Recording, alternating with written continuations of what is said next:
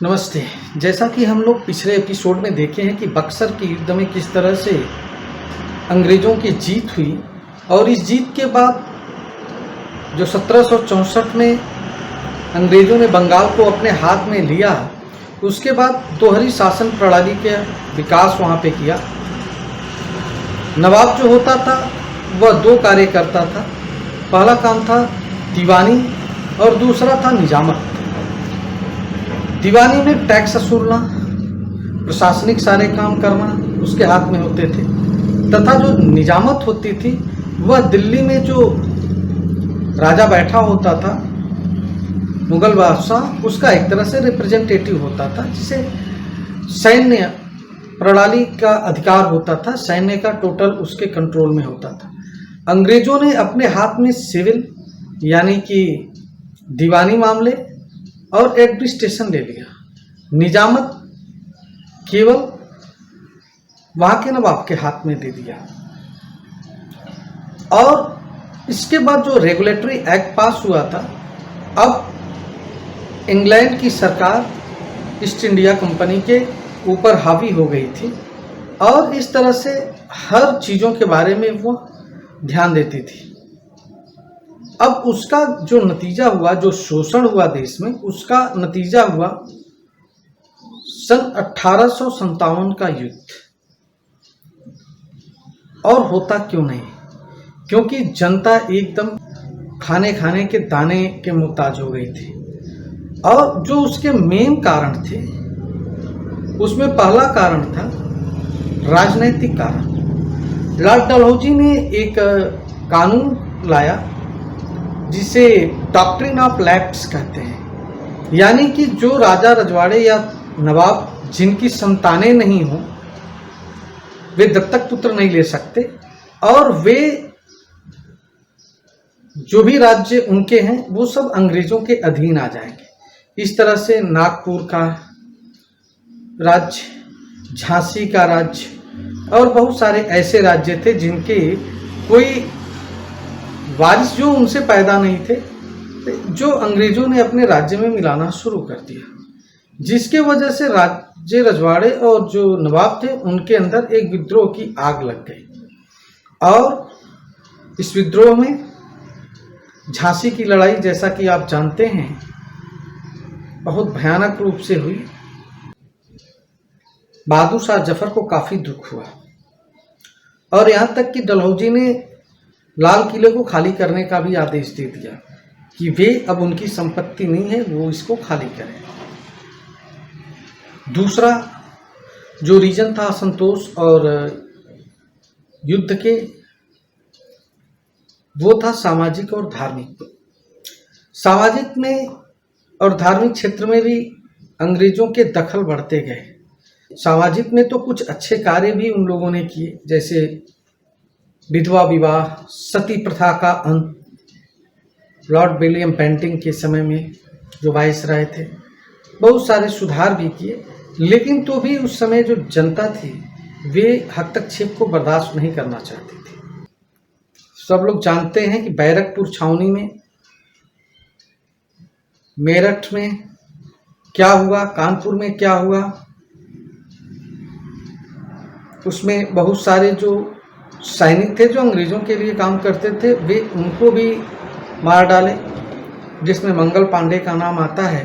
कहते हैं कि वे लोग धार्मिक तौर से भी आहत करते थे और इसका रीज़न यह था कि जो कारतूस होती थी उसमें गाय और सुअर के चर्बी को लगा देते थे और जब उस कारतूस का लाक तोड़ा जाता था तो दांतों से टूटता था। अतः यह भी एक असंतोष का कारण रहा कि धार्मिक तौर पे भी आदमी भ्रष्ट हो जाए, और इस तरह से भी सैनिक उस समय जो मान्यताएं थी वे काफ़ी आहत थे।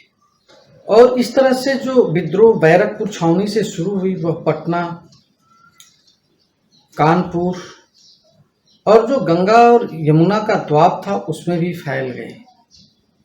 लेकिन अंग्रेज़ों ने इसे बहुत बुरी तरीके से कुचला, क्योंकि उसमें बहुत सारे राजा एक साथ नहीं थे। उसमें बहादुर शाह जफर, लक्ष्मीबाई, तात्या तोपे, कुंवर सिंह, अहमद शाह, ये लोगों ने मुकाबला किया। लेकिन बाकी बहुत सारे जो राजा थे, निजाम थे, जैसे हैदराबाद के निजाम, ग्वालियर के राजा और भी कुछ ऐसे राजस्थान के राजा थे जिन्होंने तटस्थ रहना या उसमें अंग्रेजों का सहयोग करना ही बेहतर समझा। अतः यह विद्रोह उस समय कुचल दिया गया। और अंग्रेजों के विजय होने का कारण जो था वह था भारत के राजाओं के अंदर आपसी फूट तथा संसाधनों की कमी, क्योंकि अंग्रेजों के पास काफ़ी आधुनिक उस समय के हिसाब से हथियार थे। और तीसरी चीज़ थी कि वे एकजुट होकर के लड़े। इसमें जो प्रमुख थे वे राजाओं के मैं नाम अभी शुरू कर रहा हूँ, जिसमें बहादुर शाह जफर जो दिल्ली के मुग़ल सल्तनत के उस समय हिंदुस्तान के बादशाह थे, उनका नाम प्रमुखता से लिया जाता है। और उनका जन्म 1775 में दिल्ली में हुआ था। उनके पिता की मृत्यु के बाद वे गद्दी पे बैठे तथा उनकी मृत्यु सन 1862 में रंगून में हुआ था। यह एक ऐसा राजा जिसका सल्तनत इंडिया में था, लेकिन क्या उसके भाग्य या दुर्भाग्य कि इस हिंदुस्तान में उसे 2 गज जमीन भी मरने के समय नहीं मिली। कहते हैं कि जब लाल किला से निकल के वह हुमायूं के मकबरे में अपने बच्चों के साथ पहुंचा तो वहां भी अंग्रेजों ने उसको न छोड़ा और सबको बंदी बनाया। उसके नाती पोतों को बेरहमी से गोलियों से मार दिया गया। और सवेरे के टाइम एक बार नाश्ता के लिए अंग्रेजों ने उससे पूछा, उसने हामी भरी तो थाल में उसके लड़कों का सर काट करके कपड़े से ढक के लाया गया। जब खोला गया तो लड़कों का सर दिखाई दिया उसको। यह काफ़ी दुखद घटना थी। और वह रंगून के जेल में अंतिम सांस लिया और वह सोचता रहा कि काश उसका अंत हिंदुस्तान की मिट्टी में, हिंदुस्तान की हवा में। दूसरा जो नाम आता है वो रानी लक्ष्मीबाई का आता है। इनका जन्म 1828 में बनारस में हुआ था और इनका बचपन का नाम मणिकर्णिका तांबे था। बाद में इनका जो शादी था झांसी के महाराज के साथ हुआ।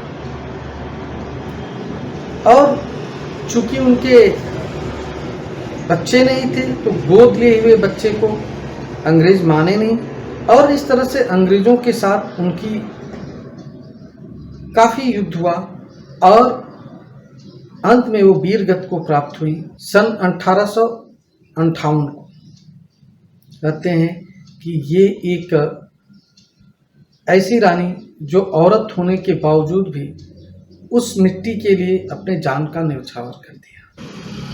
नाना साहब पेशवा, उनकी पेशन गोई भी अंग्रेजों ने छीन ली और इसके लिए उन्होंने कानपुर के कलेक्टर को पत्र लिखा, लेकिन वहाँ पे भी कोई सुनवाई नहीं हुई।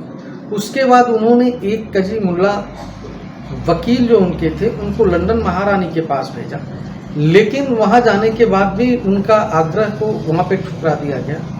अतः वे भी काफ़ी खिन्न हो गए थे और हिंदुस्तान में कई जगह पे भ्रमण किए और इस क्रांति में बहुत सारे जो लोग थे उनका सहयोग किए और सहयोग लिए। इसके बाद अली बहादुर ये बादा के नवाब थे और कहते हैं कि ये जो है बाजीराव और मस्तानी की शाखा से थे। ये नवाब के पद पे बांदा में थे। इन्होंने भी काफ़ी कष्ट काटे। इनकी भी जो जागीरें थी अंग्रेजों ने हड़प लिया। इन्हें लक्ष्मीबाई अपना भाई मानती थी और राखी बांधती थी। इसके बाद आते हैं तात्या तोपे। तात्या तोपे एक ऐसा बहादुर जो उत्तर भारत से दक्षिण भारत, मध्य भारत यानी मध्य प्रदेश, उत्तर प्रदेश, राजस्थान और महाराष्ट्र, गुजरात, इस तरह से अंग्रेजों को छकाया कि वे समझ नहीं पाते थे और काफ़ी उनके शस्त्रागार और किलाओं को लूटते रहे। बहुत सारे अंग्रेजों को मौत के घाट भी उन्होंने उतारा। लेकिन कुछ लोग कहते हैं कि उनके साथ धोखा हुआ, लेकिन कुछ लोग कहते हैं कि नहीं, उनका एक मित्र था जो उनके हम सकल को अंग्रेजों को सौंप दिया और वे बचे रह गए। इसके बाद नाम आता है कुंवर सिंह का। कुंवर सिंह अपने घायल हाथ को काट करके गंगा जी में अर्पित कर दिया। जिस समय वो गंगा पार कर रहे थे उस समय अंग्रेजों ने गोलाबारी कर दी और उनके हाथ में एक गोली लग गई। अतः उन्होंने अपने ही हाथ से दूसरे हाथ को काटा और गंगा जी में प्रवाहित कर दिया। इसके बाद नाम आता है बिरसा मुंडा, जो एक आदिवासी समाज से संबंध रखते थे और जिनको रांची में अंग्रेजों ने कैद रखा और सन 1900 में ये वीर गति को प्राप्त हो गए। वहाँ की जनता उनको बहुत मानती थी और उनके नेतृत्व में अंग्रेजों के छक्के छुड़ाए। अब चूंकि हम इस एपिसोड को जो भारतीय स्वतंत्रता संग्राम का इतिहास है, इसको एक मेन टॉपिक को लेकर के चलने का मेरा रीज़न यह है कि आने वाले टाइम में मैं सोच रहा हूँ कि भारतीय संविधान के बारे में विस्तृत सीरीज बनाएं। बहुत सारे जो एक्ट हैं, जैसे Indian independent act, Indian government act, Indian council act, ऐसे बहुत सारे जो सब्जेक्ट में आएंगे आगे, कैसे संविधान का प्रारूप तैयार हुआ, कैसे उससे क्या कनेक्शन था, भारत का जो आज का प्रारूप है जो संसदीय या लोकतंत्र का, वो इसी से कहीं न कहीं प्रभावित है। अतः मैं सोच रहा हूँ कि चूँकि ये ग्रेजुएट, पोस्ट ग्रेजुएट एवं तैयारी करने वाले बच्चों के लिए बहुत इम्पोर्टेंट है, अतः मैं एक मेन जो टॉपिक है उसको लेते हुए आगे बढ़ूँ और भारतीय संविधान का जो है आने वाले टाइम में काफ़ी विस्तृत रूप से चर्चा